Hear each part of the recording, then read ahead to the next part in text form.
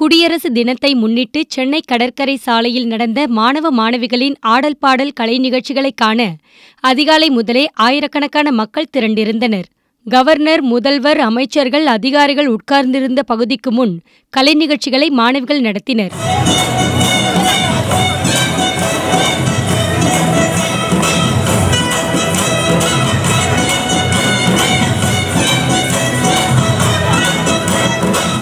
அதன் பிறகு சாலையில் வெறுமனே நடந்து சென்றனர்.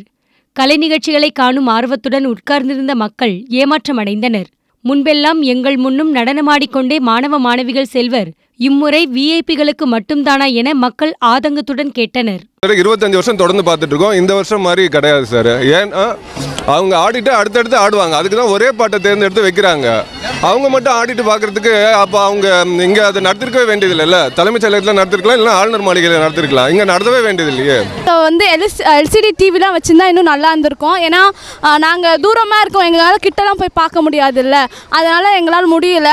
அதெல்லாம் நெக்ஸ்ட் டைம் வந்து அதே மாதிரி ப்ரொவைட் பண்ணாங்கன்னா இன்னும் நல்லாயிருக்கும். நிறைய பப்ளிக்லாம் வராங்க, அவங்களுக்குலாம் ரொம்ப யூஸ்ஃபுல்லாக இருக்கும். நானும் அதான் சார் சொல்லியிருக்கேன். முதலமைச்சர் புதுசாக பார்க்குறாரு இல்லையா இந்த வாட்டி சிஎம், இப்போ தானே இந்த முதல்ல அவர் பார்க்குறது. அதனால் அங்கேயே அந்த டான்ஸ் ப்ரோக்ராமை கலையை அங்கே அவரே ரசிக்கிறாரு. பொதுமக்களுக்கு ரசிக்கிறதுக்கு விடலை. அவ்வளோதான் சார், அதுதான் உண்மை.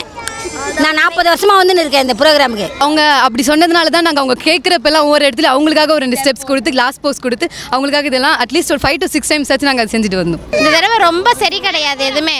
அதுக்கு அவங்க அங்கேயே ஒரு கொடியை ஏற்றிட்டு போயிடலாம். இவ்வளோ ஜனம் காலையிலேருந்து இங்கே வெயிலில் உட்காந்துருக்காங்க. டான்ஸ் எல்லாம் அங்கேயே ஆட வச்சுட்டு போயிடுறாங்க. ஒரு வரிசையிலையாவது வரணும். நாங்கள் டான்ஸை பார்க்க வரல, அட்லீஸ்ட் அவங்க வர்றதையாவது பார்ப்போம் இல்லையா. அது கூட வர்றதே கிடையாது. இப்படி இருக்கிறதா நெக்ஸ்ட் டைம் வந்து அடுத்த தடவை வந்து இதை பண்ணவே தேவையில்லை. அங்கே கோட்டையில் ஒரு கொடியை மட்டும் ஏற்றிட்டு போய்கிட்டே இருக்கலாம் அவங்க. இது போல மேலும் பல செய்திகளோட அப்டேட்ஸுக்கு தினமலர் யூடியூப் சேனலை சப்ஸ்கிரைப் பண்ணுங்க. பக்கத்தில் ஒரு பெல் பட்டன் இருக்கும், அதையும் கிளிக் அப்படின்னு ப்ரெஸ் பண்ணிட்டு Facebook, Twitter, Instagram போன்ற சமூக வலைதளங்களையும் எங்களை ஃபாலோ பண்ணுங்க.